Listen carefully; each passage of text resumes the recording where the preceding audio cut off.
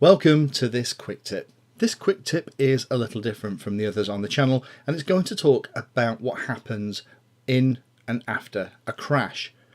For those of you that are new to the hobby, that are just finding your feet and building your first model, you will probably not know yet, but crashing is absolutely part of how you learn and make your way in this hobby. You can easily fly beyond the limits of the aerodynamically possible, and you can fly past the limits of your skill very easily in remote control, and both will result in a crash if you haven't got enough height. Recently, one of my friends lost one of his quadcopters and was absolutely heartbroken, and I thought it would be useful for those of you that maybe don't have anybody close around who has done the hobby for a bit of time to kind of share some of the advice and experiences that I've been going through with him with some of you, my subscribers. For others, you might be watching this video because you've seen the title, and that's absolutely what has just happened to you. And I don't need to tell those of you that have just crashed how devastating and upsetting it can be when you smash £400–500 worth of model into the ground at high speed. Either way, first thing we need to establish is absolutely crashes are part of the hobby. It's how we learn. It's a very painful way to learn, but there is no substitute for actually flying in the real world. Getting smaller models, things like I always recommend getting a Hubsan X4 to learn with before you get a bigger quadcopter, and doing things like playing with simulators like Phoenix RC or Real Flight. Those kind of simulators can be great, but there's still no substitute for actual real world flying. And what you can pull off in the simulator, you'll typically find you'll struggle to do in real life, and sometimes vice versa. View the crash as a learning experience. Don't get disheartened. In the next couple of slides, we'll talk about things to consider and go through for the craft, but also for yourself as well.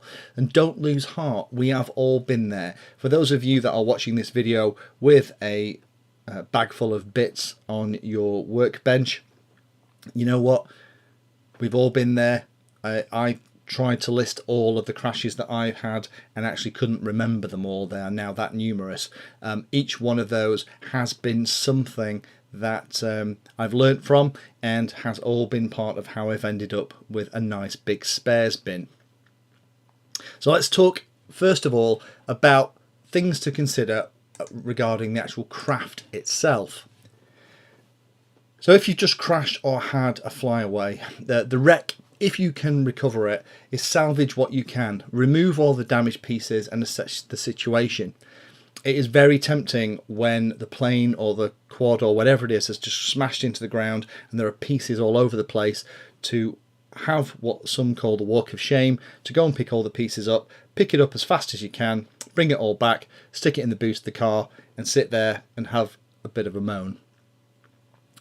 The danger with that is that it can be difficult to find the exact place that model came down in, and I've had experiences where when I've come to look at the model again back on the bench, I'm actually missing several key pieces, like part of the landing gear or maybe a circlip from the bottom of one of the motors I had in one instance, and then I had to try and source the circlip to replace it, which was a real pain. Remember where the model came down. If it's safe, make sure that you spend a little bit of time combing the ground where it came down, making sure you have all the pieces before bringing it back to the workbench, laying it all out, cleaning it, and then assessing the damage and what you need to do. Second thing I'd advise is don't make any rash decisions. In the initial emotional reaction to looking at the model in pieces, the initial reaction for some can be to just sweep it all into the bin and just forget about the whole thing. The Tech Sumo that you can see in the left hand side was one of is actually a model that I probably crashed on the first flight actually.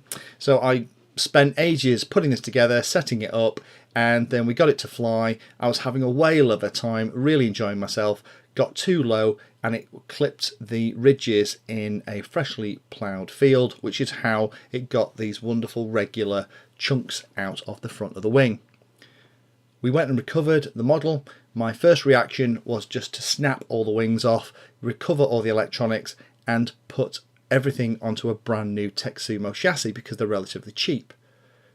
However, the following morning when I got up and looked at it, I could see that with a little bit of effort and some expanded polystyrene foam packing that I had from a computer that I bought, I could probably get it back into flying shape in about 15 minutes. That was about 10 months ago, and it's still the wing that I'm flying now. The replacement that I ordered while I was thinking about replacing the whole thing is still in its box waiting to be swapped, and when this wing gets too damaged, I will. So think about what you're going to do before you start cutting into stuff and getting out the soldering iron. Look at it as an opportunity to improve the model. Don't lose heart, it's a chance to improve the setup. So for example, I also took the opportunity because the motor was absolutely full of grit and I was struggling to clear the bearings of all of that. I actually swapped it out for a more powerful unit and it made it a much better flying wing. But if the damage is too great, then salvage the pieces that you can and enjoy the experience of looking for a new chassis or body to put the resurrected flying machine back together.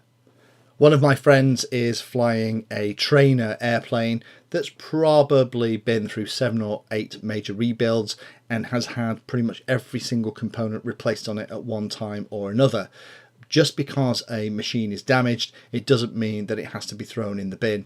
And in fact, we moved all of the electronics from one of his early models onto a brand new chassis and gave him a new flying experience and a new model for relatively little money. Next thing we'll talk about is what it does to you as an individual. It is heartbreaking when something that you've put all that time, effort and money into is smashed into the ground. There are lots of videos on YouTube showing the crashes. Some of them are quite spectacular and are thousands and thousands and thousands of dollars and pounds worth of experience and investment that gets smashed into the ground. Flying jets, massive remote control helicopters, but also the smaller models as well that you have vested so much time and energy in. When they're damaged are lost, it can be a heartbreaking experience too. Doesn't have to be a massive amount of money or time for it to have an effect on you.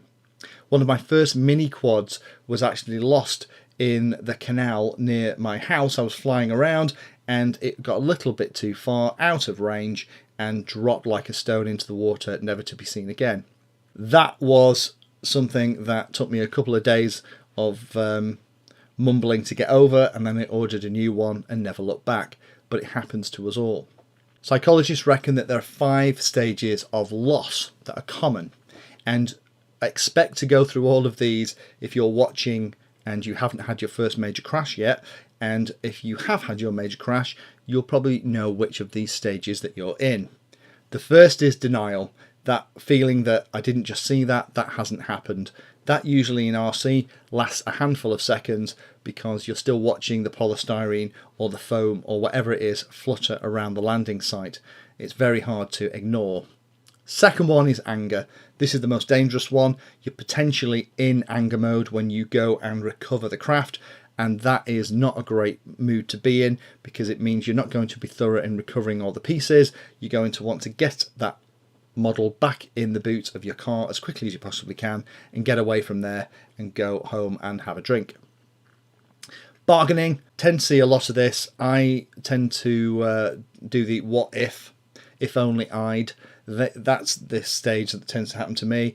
Usually thinking about why didn't I use better servos, why didn't I use better controls, why didn't I... The key to this is to learn from the experience. Depression, feeling down and sad about it is absolutely fine. Loads of people on YouTube will laugh their heads off if they're flying with friends as the plane smashes into the ground. In reality, a lot of people will not react like that. And if you don't have to feel that that's particularly bad. I don't react like that when I have a crash. There is a slightly sick feeling in my stomach as I have to go and get it and put it all back together. And then finally, acceptance. Then that point where you think, you know what, que sera, what happened. Let's look at how I can improve this model and make things better. And to go through those stages can take hours, days or even weeks, depending on who you are, what the model was and what the circumstances were. But my advice would be learn from the experience. The way I look at it is I'm always trying to be a better engineer and a better RC pilot. If the model crashed because the engineering was faulty, then I need to try and figure out where the weak point was and make that better on the replacement craft. If it crashed because I was being a goon and I was flying too low when I tried to pull that loop or do a snap roll, then you know what? I've only got myself to blame. I need to make sure I have more height for that maneuver next time, and I need to spend more time when I'm at height perfecting it before I get low again. So hopefully for those of you that have watched the video, that's been interesting. I know for some this will have felt like a bit of a boring one because we're not talking about technology, but I think it's important, particularly for new pilots, to be told that crashing is expected, and think about some of the best practice, not only for when the crash happens, but also what to expect personally in the aftermath. But my advice would be stick with it, enjoy it, it's all part of the hobby, be prepared for it, and use it as a learning experience. So thanks for watching, please like, subscribe, and as always, happy flying.